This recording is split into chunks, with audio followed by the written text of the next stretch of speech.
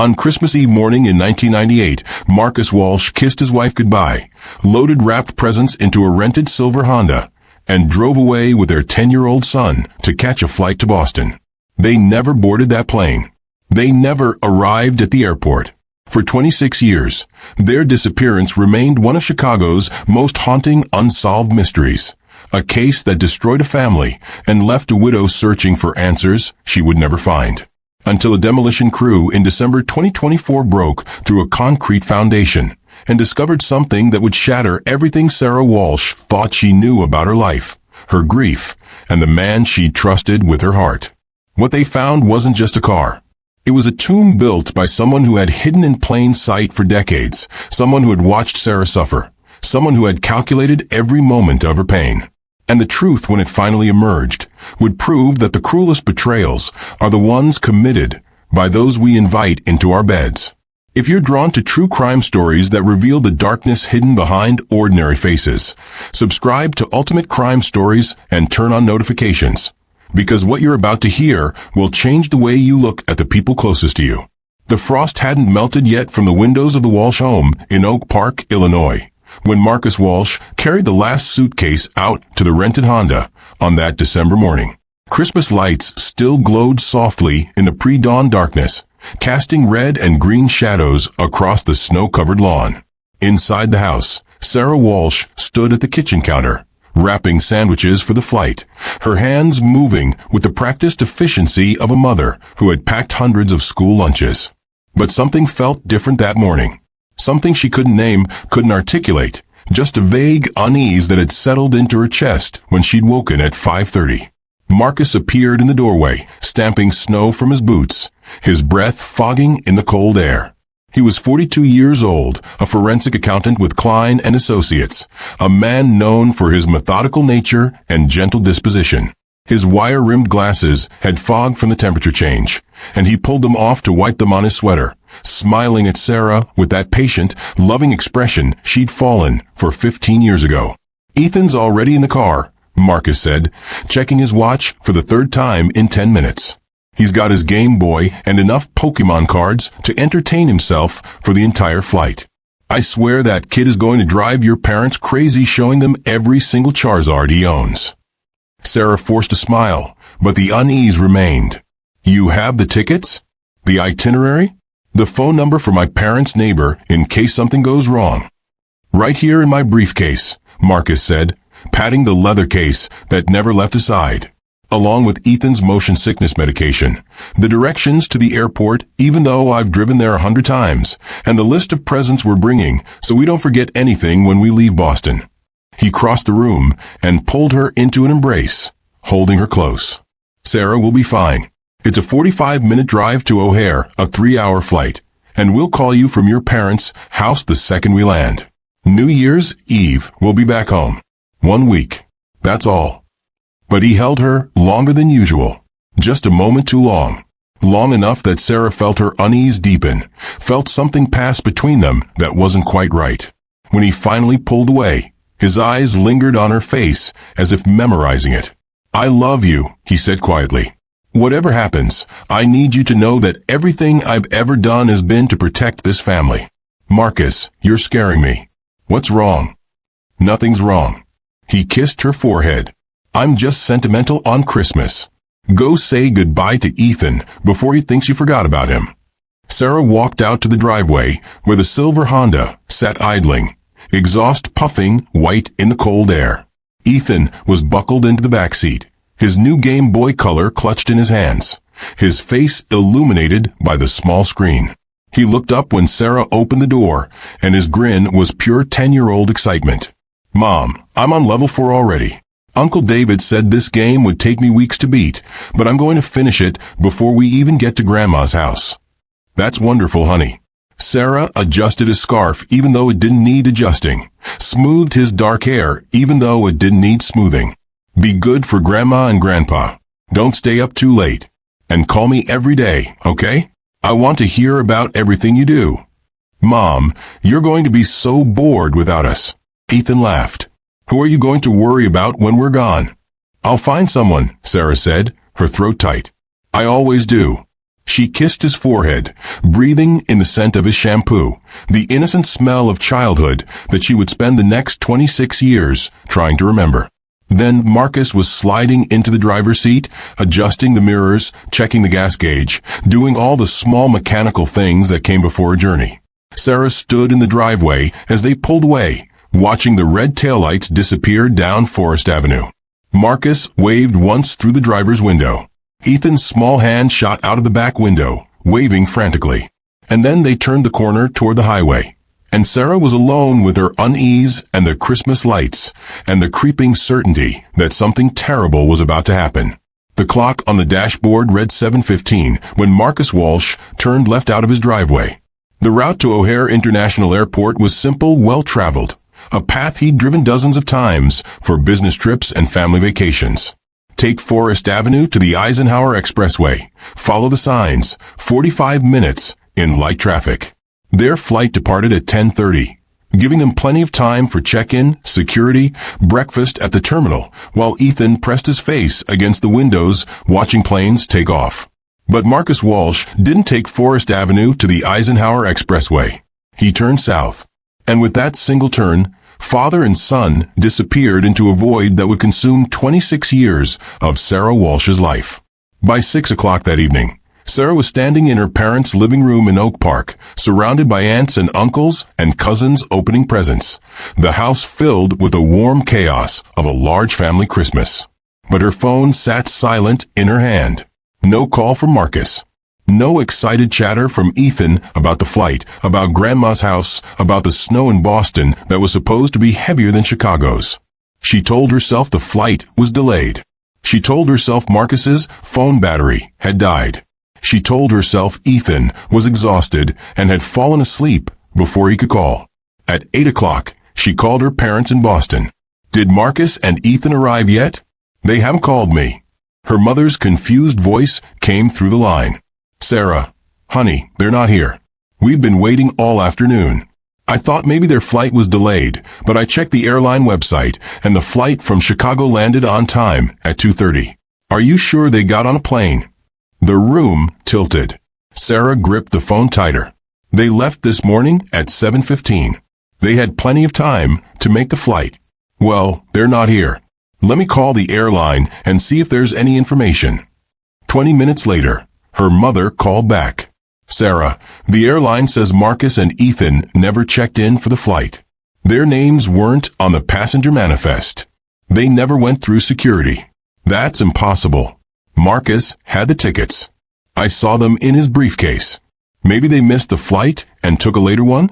Maybe Marcus's phone died and he couldn't call. But Sarah knew. Standing in her parents' living room while her family laughed and opened presents around her, while Christmas music played from the stereo and someone poured eggnog, Sarah knew with absolute certainty that something was wrong. Marcus wouldn't miss a flight. Marcus was never late, never disorganized, never failed to call when he said he would. At 8:45, she called the rental company. Midway Auto Rentals, a small operation Marcus had used because they offered better rates than the major chains. I need to check on a rental. My husband picked up a silver Honda Accord this morning. License plate Illinois Charlie Bravo 7341. Has it been returned? The clerk put her on hold.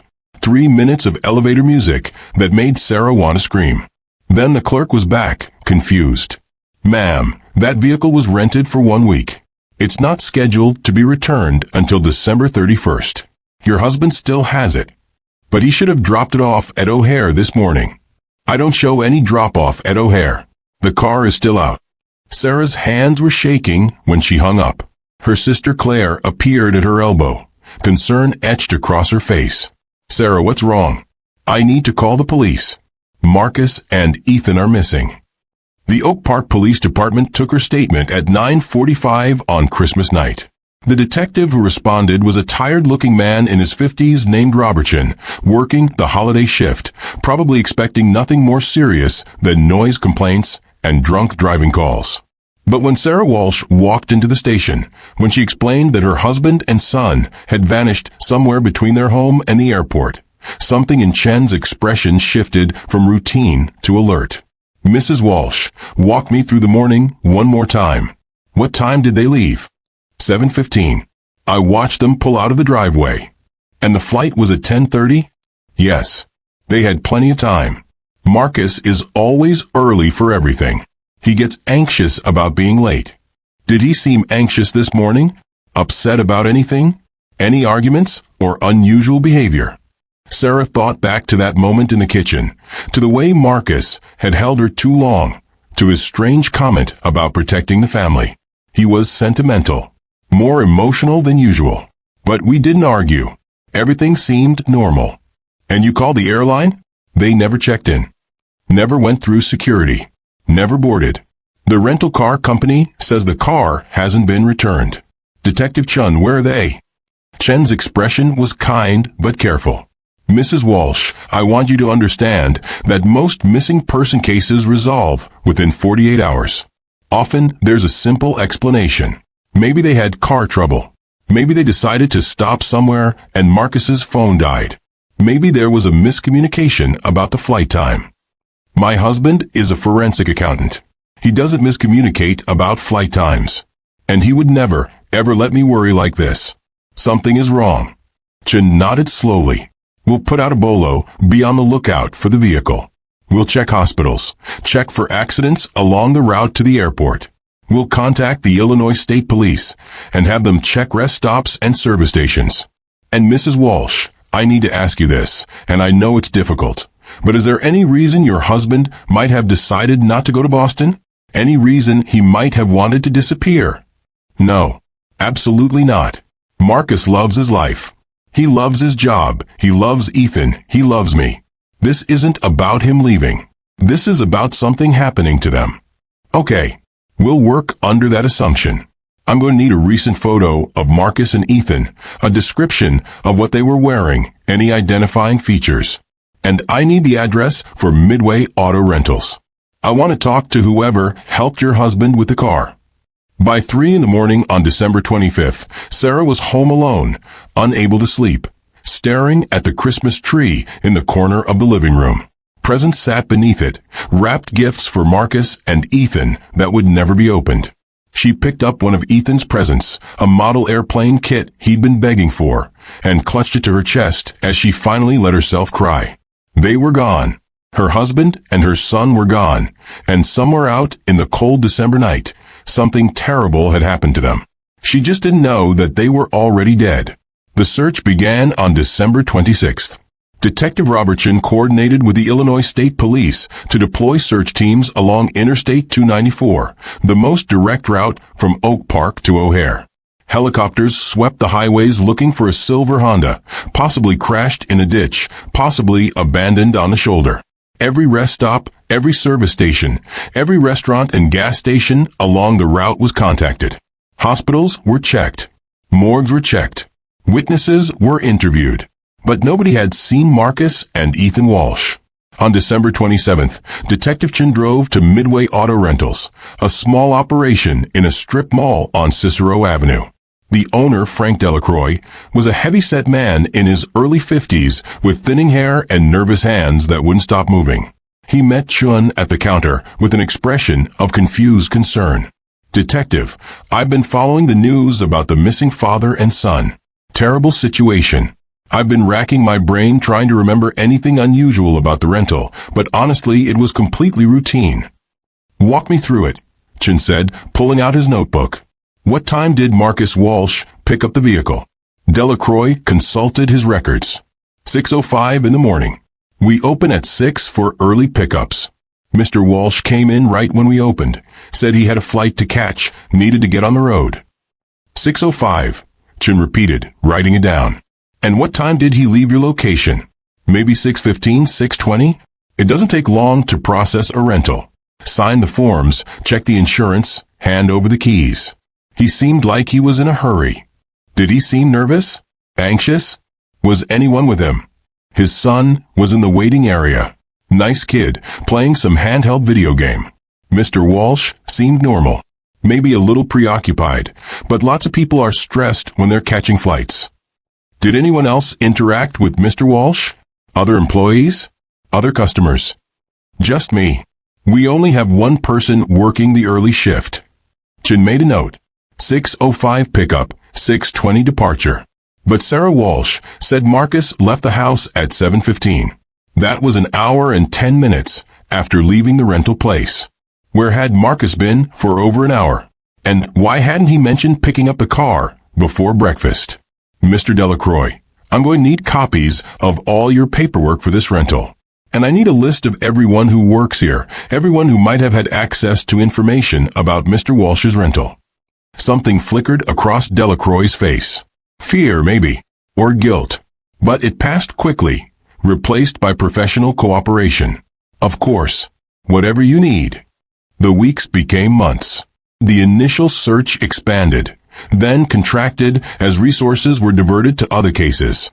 By March of 1999, the media coverage had dwindled from front-page headlines to occasional updates buried in the local section. By summer, it was reduced to anniversary pieces, one of those tragic mysteries that captured public attention briefly before being forgotten. But Sarah Walsh never forgot. Sarah Walsh called Detective Chun every week, asking for updates, pushing for new leads, refusing to accept that her husband and son had simply vanished. She appeared on local news programs, holding photos of Marcus and Ethan, begging anyone with information to come forward. She hired a private investigator who found nothing. She consulted psychics who told her comforting lies. She lay awake every night staring at the ceiling, wondering if Marcus and Ethan were alive somewhere, held captive, waiting for rescue that would never come. Marcus's brother David drove down from Milwaukee every few weeks, sitting with Sarah for hours, theorizing about what might have happened. David was older than Marcus by 8 years, a former FBI agent who had retired in his late 40s after a career in financial crimes. He brought files, maps, timelines, treating his brother's disappearance like a case to be solved rather than a tragedy to be mourned. Sarah, something about this doesn't add up, David said one afternoon in April, spreading papers across her kitchen table. Marcus picked up the car at 6 in the morning, but didn't leave your house until after 7. Where was he for that hour? I don't know. Maybe he stopped for coffee. Maybe he had an errand. What errand would be open at 6 in the morning on Christmas Eve? David tapped the rental agreement. And look at this route. To get from the rental place back to your house, he would have had to drive right past the entrance to the expressway. He was heading in the right direction and then turned around. Why? David, the police have asked all these questions. They don't have answers. The police aren't looking hard enough. David's jaw tightened. Marcus was my little brother. He was careful, responsible, smart. He wouldn't have just driven off into nowhere for no reason. Someone made him deviate from his route. Someone forced him off course. But who? And why? Marcus Walsh was an accountant with no enemies, no debts, no involvement in anything remotely dangerous. His life was spreadsheets and tax returns and youth soccer games. The idea that someone would target him seemed absurd. Unless Marcus had known something. Unless Marcus had discovered something in those spreadsheets that someone desperately wanted to keep hidden. In July of 1999, Detective Chun quietly opened a new line of investigation. He requested all of Marcus Walsh's work files from Klein & Associates, the accounting firm where Marcus had worked for 15 years. The senior partner, Gerald Klein, was cooperative but confused. Marcus was working on routine audits. Nothing controversial. Nothing that would put him in danger. I need to see the files anyway, Chin insisted. Particularly anything he was working on in the months before he disappeared. Klein provided boxes of documents. Tax returns, corporate filings, audit reports, all the tedious paperwork of forensic accounting. Chin spent weeks going through them, looking for anything unusual, anything that might have made Marcus a target. And, in a file dated November 1998, he found something interesting. Marcus had been assigned to audit a small construction company called Consolidated Development LLC. The audit was routine, part of a requirement for the company to secure financing for a new project. But Marcus's notes in the margins suggested he'd found discrepancies. Payments that didn't match invoices. Expenses that seemed inflated. A pattern of financial irregularities that might indicate fraud. The audit was incomplete. Marcus had requested additional documentation from Consolidated Development, documentation that was supposed to be provided in January 1999. But Marcus had disappeared on December 24, 1998, and the audit was never completed. Chun tried to contact Consolidated Development. The company's listed address was an office building in the Loop, but when he drove there, he found the office empty, a for lease sign in the window. The phone number was disconnected. Corporate records showed the company had dissolved in March of 1999, 3 months after Marcus's disappearance. It could have been a coincidence. Small construction companies went out of business all the time, but the timing bothered Chun. Marcus discovers financial irregularities in November. Marcus disappears in December. The company dissolves in March, each event falling like dominoes, one after another. Chun requested additional records from the Illinois Secretary of State. Consolidated Development LLC had been owned by a holding company, which was owned by another holding company, a maze of corporate structures designed to obscure the real ownership. But buried in the paperwork, Chun found a name that would haunt him for years. The registered agent for one of the shell companies was a man named Vincent Moretti. Chun ran the name through every database available. Vincent Moretti, also known as Vincent Calabrese, also known as Vincent the Blade, was a known associate of organized crime in Chicago. He had arrests for assault, extortion, witness intimidation, but no convictions. Witnesses tended to recant their statements when Vincent Moretti was involved. Evidence tended to disappear. Vincent was the kind of man who existed in the shadows of the criminal underworld, doing the work that needed to be done when legitimate methods failed. And Vincent Moretti had a distinctive scar on his left cheek, the result of a knife fight in his 20s that had nearly killed him. Chun showed Sarah a photograph of Moretti, a mug shot from a 1995 arrest. "Do you recognize this man? Did Marcus ever mention this name?" Sarah studied the photo. The cold eyes, the hard expression, the scar cutting down his face. "No, I've never seen him before. Who is he?" Someone who might have been connected to a company Marcus was auditing. Chun didn't want to share his theory yet, didn't want to build up Sarah's hopes when he had nothing concrete. But privately, he was convinced he'd found the thread that would unravel the mystery. Marcus Walsh had discovered something in his audit of Consolidated Development, something serious enough to get him killed. And Vincent Moretti had been the man to do it. But proving it was another matter entirely. Chun spent months trying to locate Moretti, but the man had gone to ground. No known address, no employment records, no activity on any financial accounts. It was as if Vincent Moretti had vanished as completely as Marcus and Ethan Walsh. And then, in 2001, Chun received a call from a construction worker named James Kowalski. Kowalski had seen one of the anniversary news stories about the Walsh disappearance, and something had been bothering him. "Detective, I worked on a warehouse project in 2001, Southside, near 35th and State. The foreman on that job was a guy named Vincent. Never got his last name, but he had a big scar on his face. And something weird happened during that project." Chun drove to meet Kowalski at a diner on the South Side. The construction worker was in his early 30s, nervous, chain-smoking while he talked. "We were pouring the foundation, and Vincent told us there was a sealed container already in the excavation pit. Said it was hazardous materials, already approved by the city. We just needed to pour concrete around it. Gave us all an extra $500 cash to forget we saw it." "Did you see what was in the container?" "No, it was sealed. But it was big, maybe the size of a car. And when we poured the concrete, Vincent watched us like a hawk. Made sure we covered it completely. Made sure there was no way to access it without breaking through the foundation." Chun felt his pulse quicken. "Do you remember the name of the company that was building this warehouse?" "Consolidated Development. The project got abandoned 6 months in. The building just sat there, never finished." Chun requested the property records.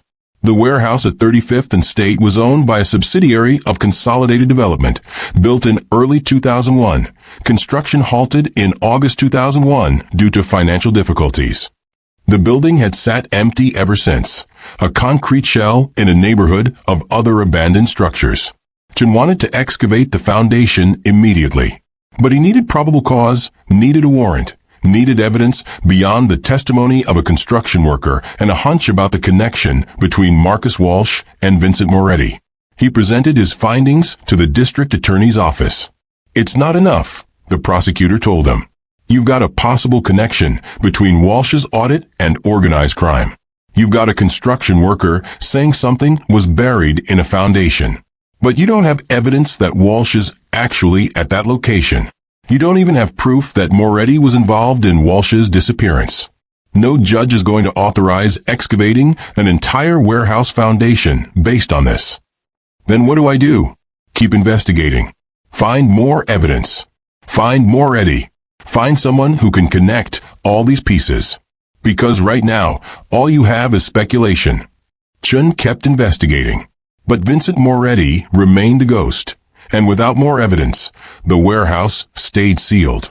And slowly, inevitably, the case went cold. By 2005, Marcus and Ethan Walsh were declared legally dead. Sarah received the life insurance payout, $2 million that felt like blood money, compensation for 2 lives that couldn't be replaced. She couldn't bring herself to spend it, deposited it in an account, and tried to forget it existed. That same year, she met someone at a grief support group in Oak Park. His name was Paul Henderson, and he'd lost his wife to cancer 2 years earlier. He was tall, soft-spoken, with kind eyes and a gentle manner that reminded Sarah of Marcus. They talked after the meetings, shared coffee, shared stories about the people they'd loved and lost. Paul was patient. He didn't push, didn't rush, understood that Sarah needed time to process her grief. He was just there, a steady presence, someone who understood what it felt like to have your life torn apart. And slowly, carefully, Sarah began to let him in. They dated for 3 years before Paul proposed. Sarah said yes, feeling both guilty and hopeful. Marcus would want her to be happy, she told herself. Marcus wouldn't want her to spend the rest of her life alone, grieving, unable to move forward. David Walsh disagreed. When Sarah told him about the engagement, her brother-in-law's reaction was immediate and harsh. "You're making a mistake. You barely know this man. I've known him for 5 years, David. He's kind, he's stable, he understands what I've been through." "How did you meet him?" "Really think about it, Sarah. He just happened to show up at your grief support group. He just happened to be there at exactly the right time. He lost his wife. He was grieving just like I was. Did you ever verify that? Did you ever actually check his story?" Sarah was angry now. "Why would I need to verify it? What are you suggesting, that Paul is lying to me?" David's expression was troubled. "I'm suggesting that you be careful. I'm suggesting that Marcus's disappearance was never solved, that someone got away with murder, and that you shouldn't trust anyone too easily. You've become paranoid, David. This obsession with Marcus's case, it's not healthy. You need to let it go." "I'll never let it go. Marcus was my brother. And Sarah, I'm telling you, something isn't right about Paul Henderson." But Sarah didn't listen. She married Paul Henderson in 2010, a small ceremony with close friends and family, David notably absent. And for the first time in 12 years, Sarah felt something like peace. Paul was good to her, attentive and caring, helping her slowly dismantle the shrine of grief she'd built around Marcus and Ethan's memory. He encouraged her to donate their clothes, to take down the photos that covered every surface, to create space in the house for new memories instead of being trapped by old ones. "You'll always love Marcus," Paul told her. "And you should. He was a good man, and he gave you wonderful years together. But you're allowed to have a life now, Sarah. You're allowed to be happy." In 2011, Paul suggested she go through Marcus's old work files that were still boxed up in the basement. "It's not healthy to keep them. You're not going to find answers in those boxes, and they're just taking up space. Let me help you go through them, and we can shred anything that's not important." Sarah agreed. She'd carried those boxes from house to house, unable to let them go, but unable to look at them either. And so one weekend, she and Paul went through 15 years of Marcus's accounting work. feeding page after page into the shredder, watching Marcus's professional life dissolve into strips of paper. She didn't know she was destroying evidence. She didn't know that buried in those boxes were the audit files for Consolidated Development, Marcus's notes about financial irregularities, documentation that might have finally connected the pieces. She was just trying to move forward, trying to let go of the past, trying to build a new life with a man who seemed to genuinely love her. And Paul Henderson watched the shredder consume those documents with a small, satisfied smile that Sarah never noticed. The years passed. Sarah turned 50, then 55, then 60. She went back to school and became a grief counselor, using her own experience to help others navigate loss. She and Paul settled into a comfortable rhythm, the kind of quiet domesticity that comes with long marriage. They traveled, took up gardening, talked about retirement. Sarah still thought about Marcus and Ethan every day, still felt the ache of their absence, but it had become manageable, a dull throb instead of a sharp agony. Detective Robert Chun retired in 2015. Before he left the force, he stopped by Sarah's house one last time. "I wanted to tell you in person that I'm sorry," Chun said, standing on her front porch with his hat in his hands. "I never solved your husband's case. I never found out what happened to Marcus and Ethan. And that failure has haunted me my entire career." "You did everything you could," Sarah said. "I know that. Did I, though? I had a theory. I thought Marcus had discovered something in an audit, thought he'd been killed because of it. I thought I knew where the bodies were buried. But I couldn't prove it, couldn't get a warrant. And eventually the case just went cold. And I've wondered all these years if I'd pushed harder, if I'd been smarter, if I could have given you answers." "What theory? Where did you think they were?" Chun hesitated. "There was a warehouse on the south side. I thought there might be something buried in the foundation. But without concrete evidence, without probable cause, I couldn't justify excavating it. And honestly, Sarah, I don't know if I was right. It was just a hunch, a connection that might have been nothing. Do you still think about it? Every day. Some cases stay with you. This was one of them." After Chun left, Sarah stood in her kitchen and cried. Not just for Marcus and Ethan, but for Chun, for David, for all the people who had been touched by this mystery and had spent years trying to solve it.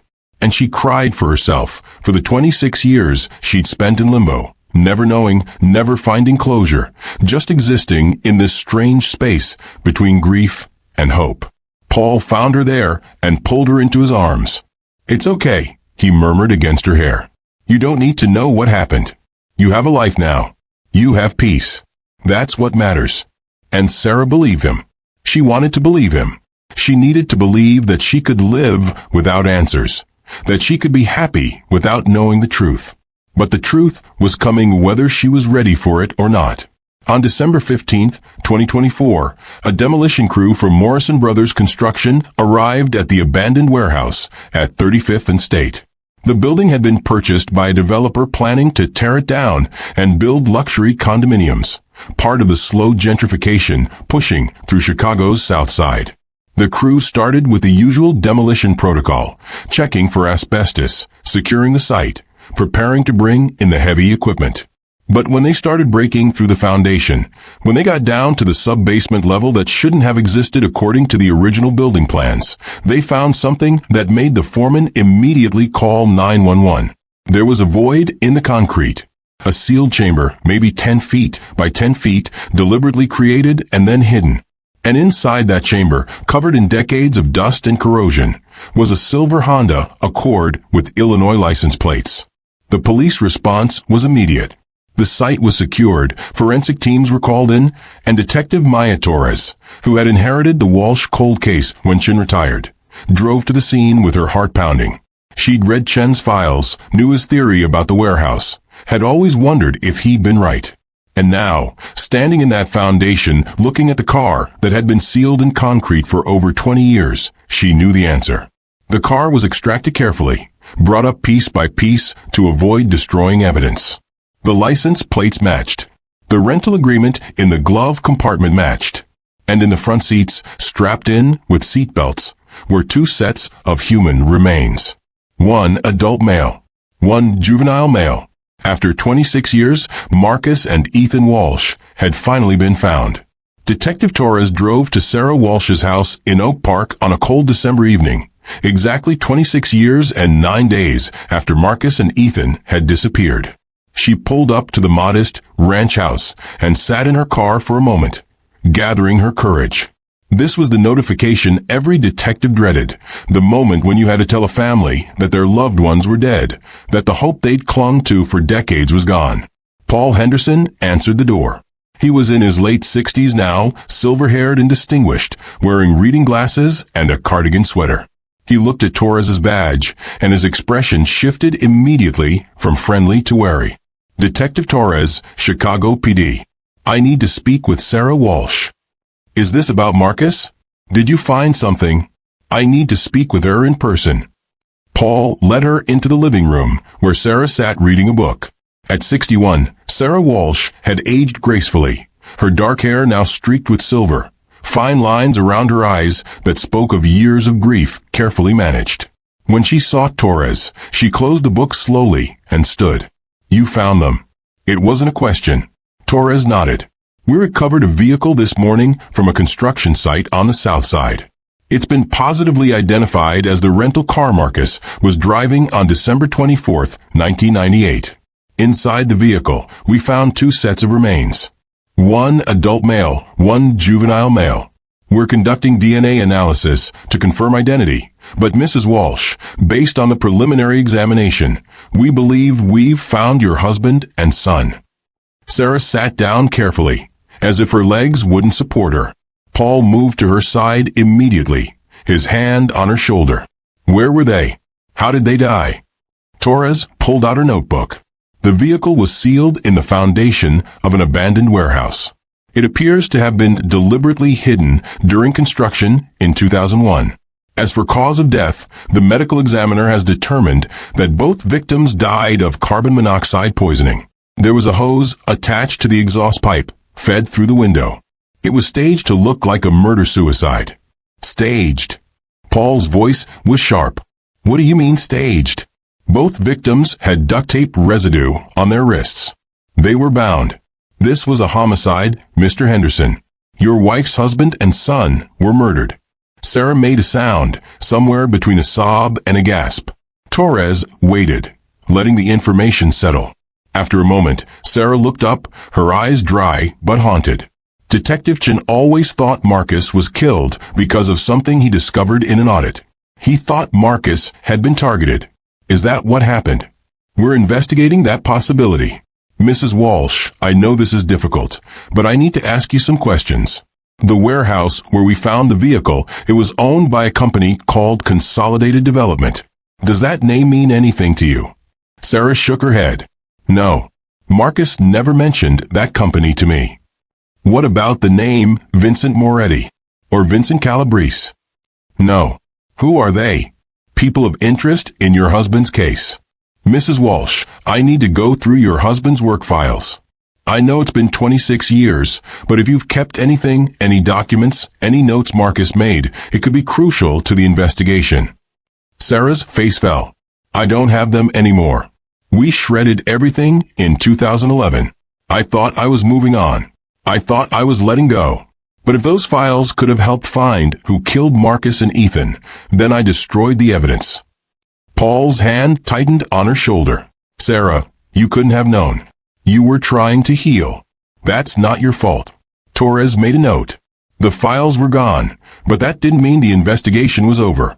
Marcus's firm might have copies. There might be other leads. And if Vincent Moretti was still alive, Torres would find him. As she prepared to leave, Torres paused. Mrs. Walsh, one more question. Did your husband seem worried in the days before he disappeared? Did he mention any concerns about his work? Anything unusual? Sarah thought back to that Christmas Eve morning, to Marcus holding her too long, to his strange comment about protecting the family. He was sentimental that morning. He said something about protecting the family, about everything he'd done being for us. At the time, I thought he was just emotional about the trip. But now, I wonder if he knew something was wrong. If he knew someone was after him. If he knew, Paul said quietly, why would he have taken Ethan with him? Why would he have put his son in danger? It was a good question, a question that would haunt Torres for the next weeks as she dug into the case. Because if Marcus had known he was in danger, taking Ethan along didn't make sense. Unless Marcus hadn't known until it was too late. Unless he'd been ambushed, taken by surprise, and Ethan had simply been collateral damage. The media coverage of the discovery was immediate and intense. Missing father and son found after 26 years dominated the local news cycle. Reporters camped outside Sarah's house, asking for statements, asking how it felt to finally know the truth. Sarah refused all interviews, locked herself inside with Paul, trying to process the fact that Marcus and Ethan had been dead this entire time, hidden in a concrete tomb, while she'd spent 26 years hoping they might still be alive. The DNA results confirmed what Torres already knew. The remains were Marcus and Ethan Walsh, no doubt. The death certificates could finally be issued.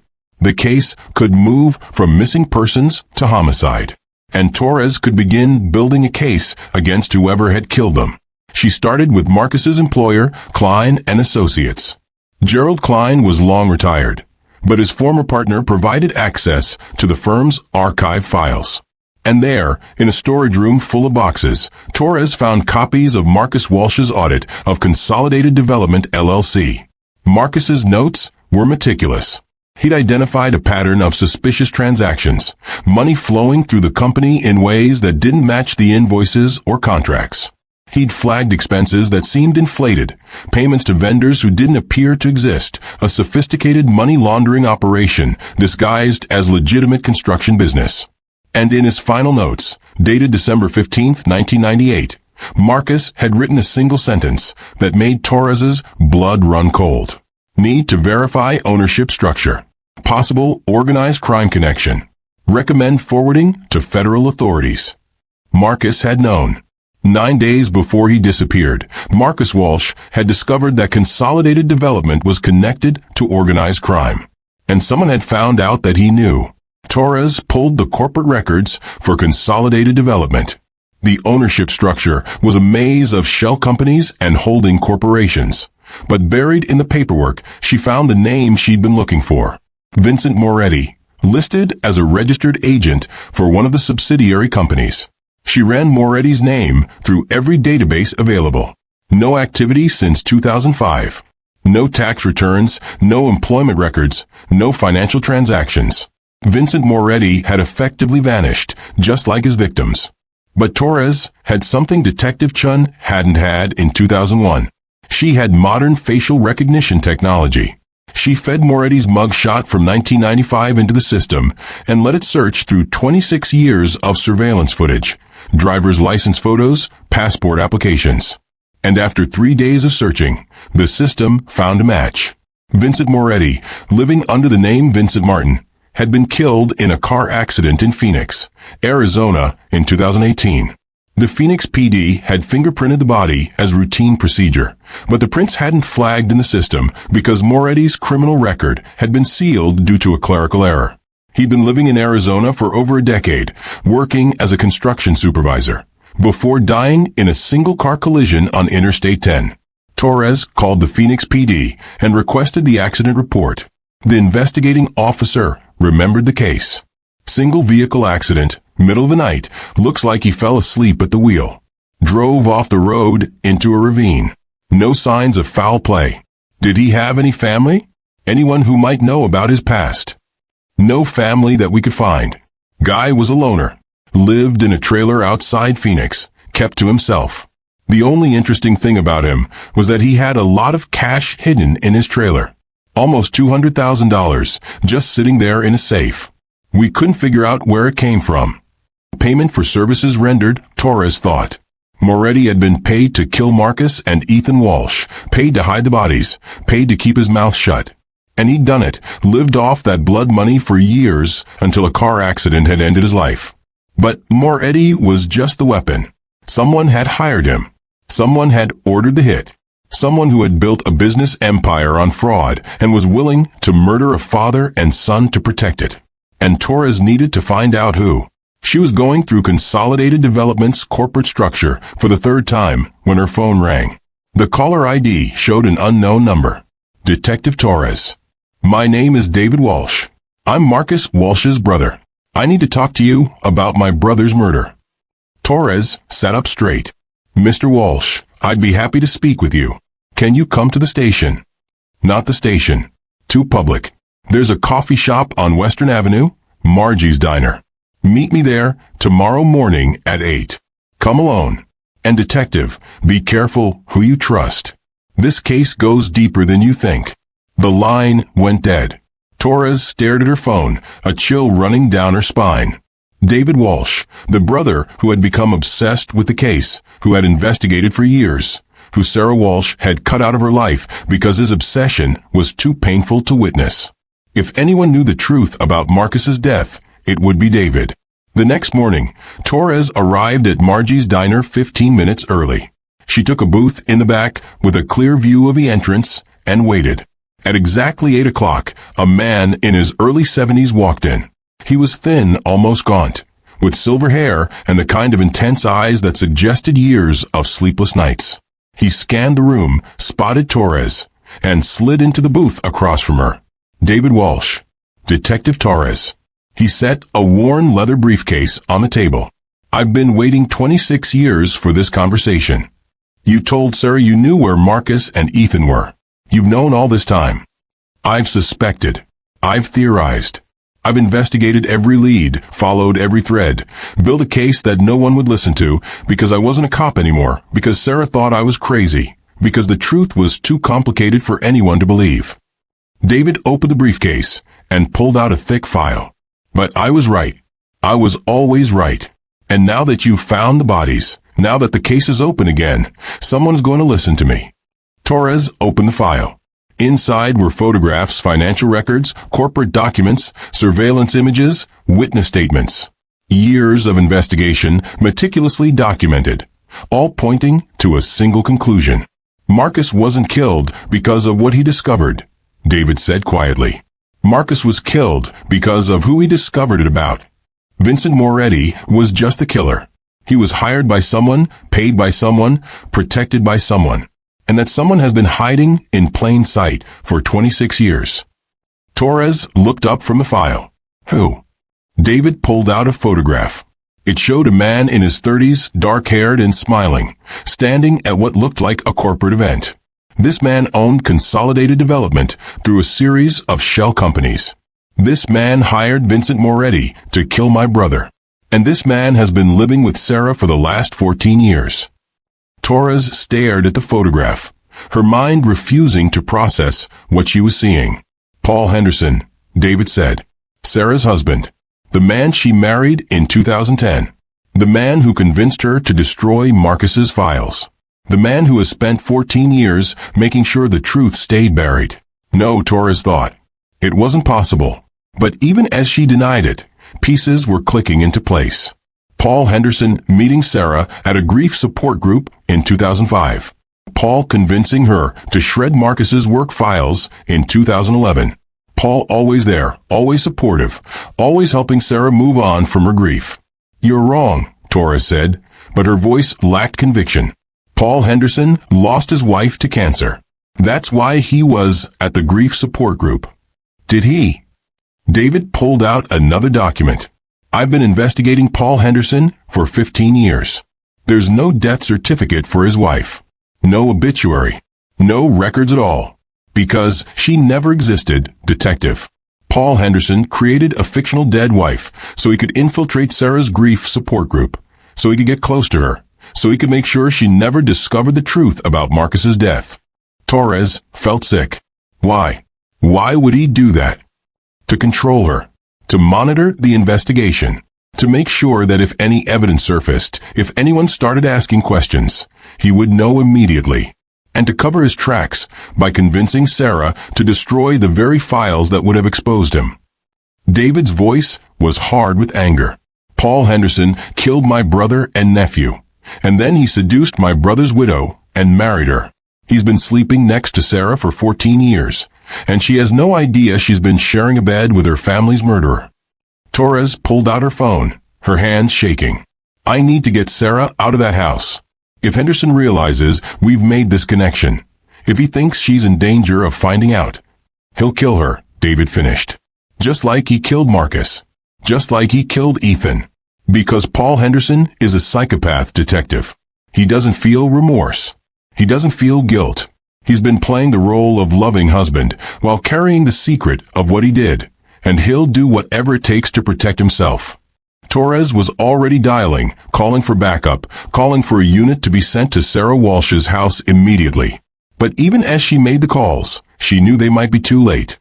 Because if Paul Henderson suspected that the investigation was closing in, if he thought Sarah was about to learn the truth, he wouldn't hesitate to eliminate the threat. And Sarah Walsh, who had survived 26 years of grief, who had finally found something like peace, was about to discover that the man she trusted most in the world was the monster who had destroyed her life. The question was whether she would survive that discovery. But that revelation, that confrontation, that terrible unmasking of evil hiding behind the face of love would have to wait. Because Detective Torres and David Walsh were about to learn that solving a 26-year-old murder was only the beginning.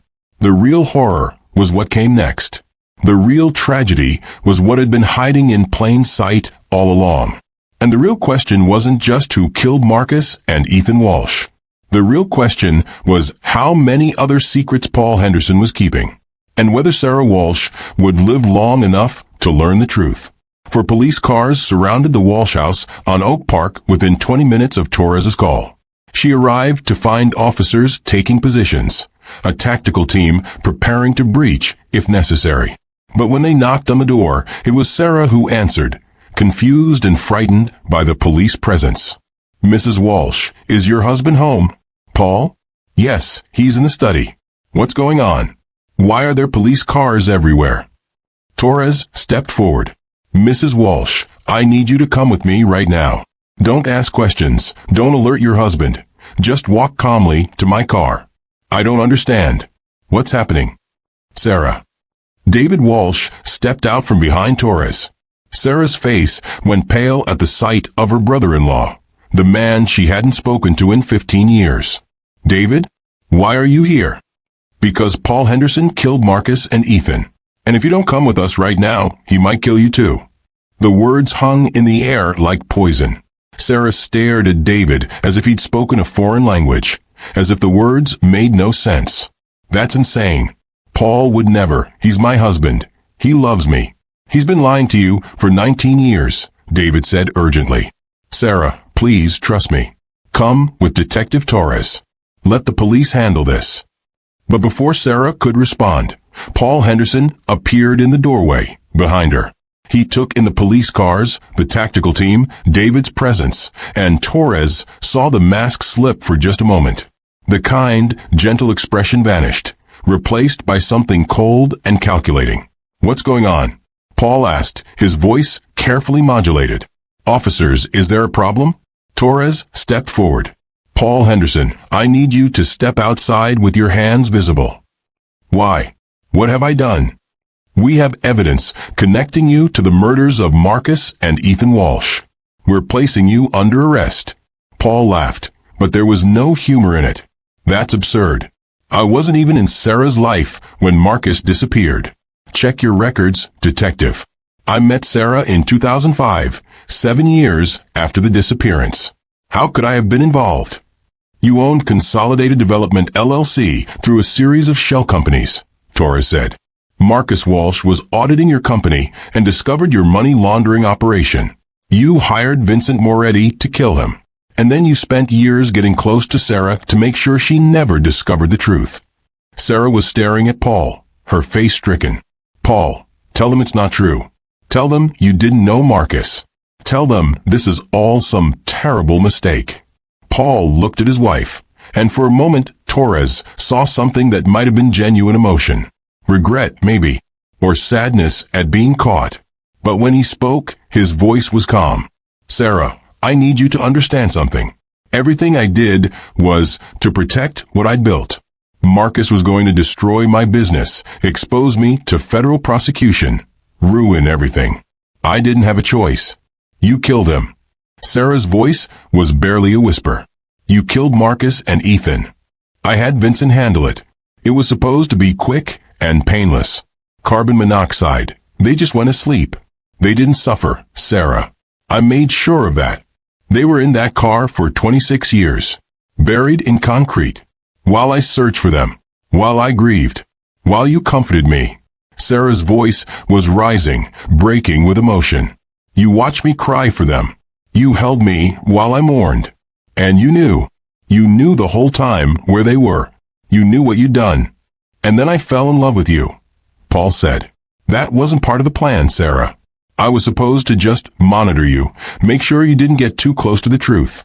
But I genuinely fell in love with you. The last 14 years, our marriage, that was real. You murdered my son. Sarah was crying now, her whole body shaking. Ethan was 10 years old. He played Pokemon and wanted to be a pilot, and he trusted you when you took him. And you killed him.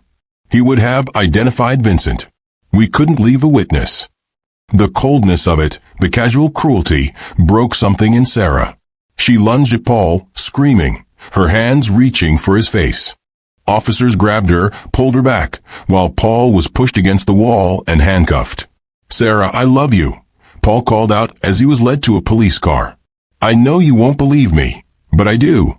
I've loved you for years. And I'm sorry. I'm sorry you had to find out this way. You're sorry you got caught, Sarah sobbed. That's all you're sorry about.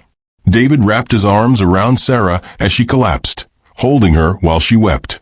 Torres watched Paul Henderson being loaded into the police car, his expression calm and detached.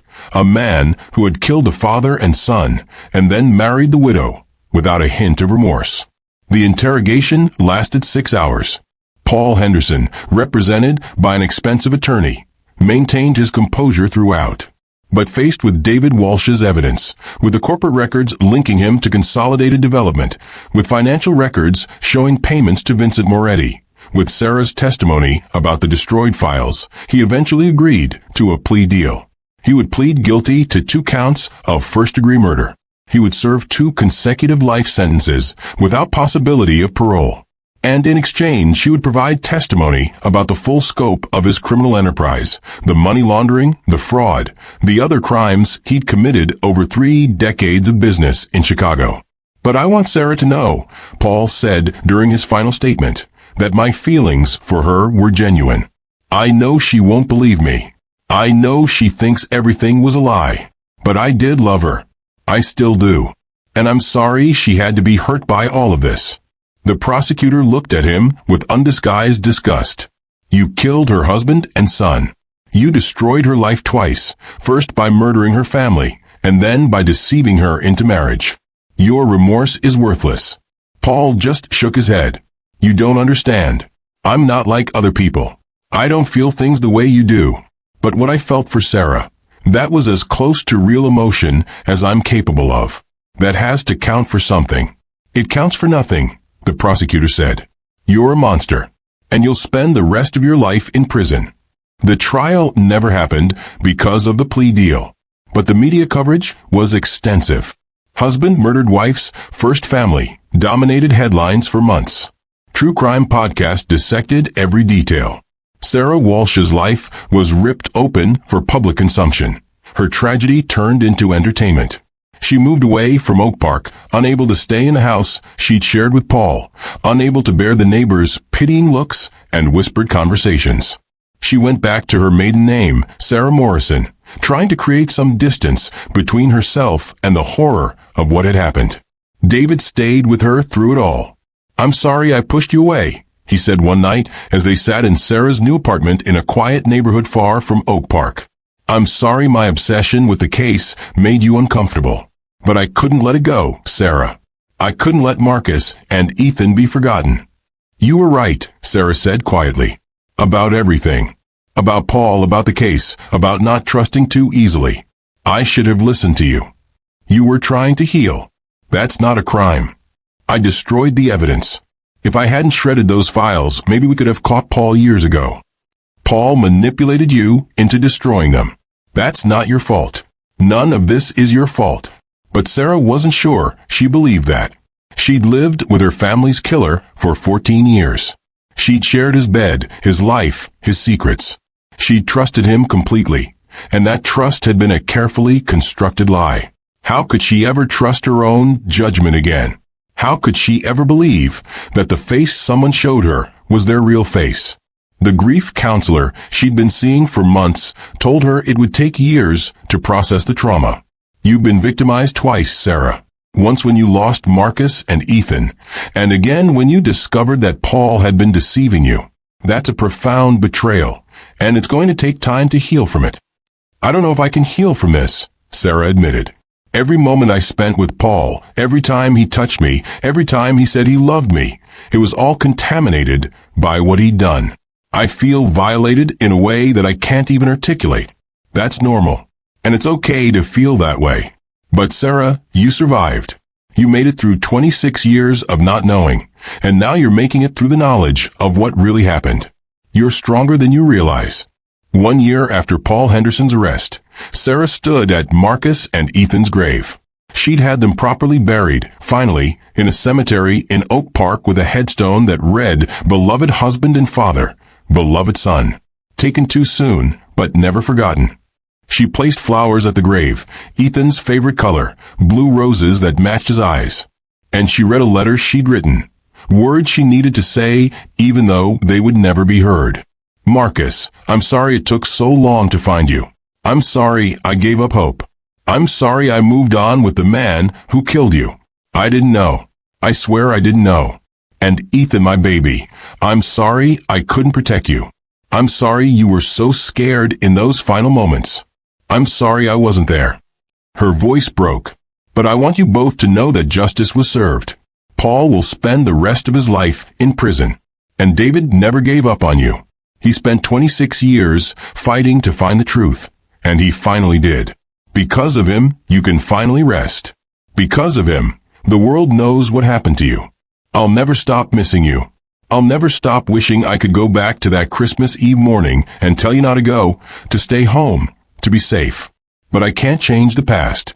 All I can do is try to live with it. And I'm trying, Marcus. I'm trying so hard to find a way to keep living even though you and Ethan are gone." She stood there for a long time, the cold December wind whipping around her, snow beginning to fall. And then she turned and walked away, David waiting by the car, ready to drive her home. The case was closed. The killer was in prison. The truth had been revealed. But for Sarah Morrison, the real work was just beginning. The work of rebuilding a life that had been shattered twice. The work of learning to trust again. The work of finding meaning in a tragedy that defied meaning. And somewhere in a maximum security prison, Paul Henderson sat in his cell and thought about the woman he'd loved and destroyed. He thought about Marcus Walsh, who had been too honest for his own good. He thought about Ethan Walsh, a 10-year-old boy who had died because he was in the wrong place at the wrong time. And he felt nothing. No remorse, no guilt, no regret beyond the regret of being caught. Because Paul Henderson was exactly what the prosecutor had called him. A monster. A man without conscience, without empathy, without any of the emotions that make us human. And he would spend the rest of his life in a cage, which was exactly where monsters belonged. This was a story of Marcus and Ethan Walsh, a father and son who left for the airport on Christmas Eve in 1998 and never arrived. Their disappearance remained a mystery for 26 years, until a hidden car revealed a truth more horrifying than anyone could have imagined. It's a reminder that evil doesn't always look like a monster. Sometimes it looks like love. Sometimes it looks like comfort. Sometimes it looks like a second chance at happiness.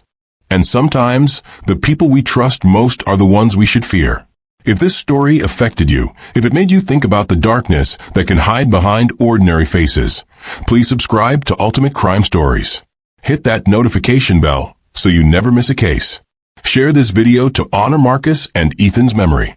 And remember that the truth, however painful, is always worth pursuing. Because justice delayed is not justice denied. Sometimes it just takes 26 years and the determination of people who refuse to let the dead be forgotten.